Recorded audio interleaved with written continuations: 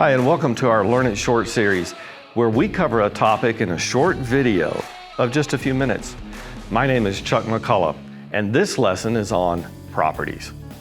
Now, in the previous lesson, we created several accessor methods in our class. An accessor method usually has a set or get in its name and is used to access a single piece of information.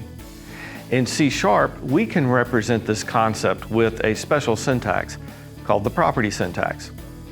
A property has two methods, a get and a set.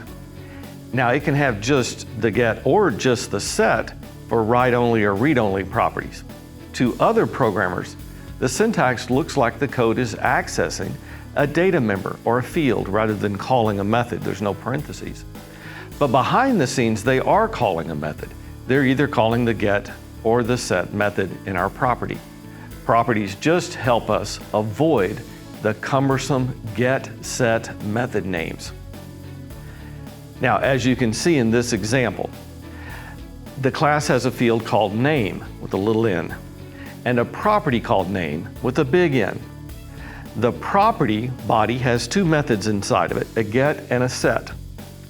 The set has an implied parameter of the same type as the property, and the name of that parameter is value. We don't have to declare it, it's just automatically there. And the getter's job, of course, is to return that property, and its return type is the property type. The field name here, name with the little n, is the backing storage. The client code, as you can see, accesses the property like it's accessing a field. The property, unlike a method, does not involve parameters and doesn't have parentheses.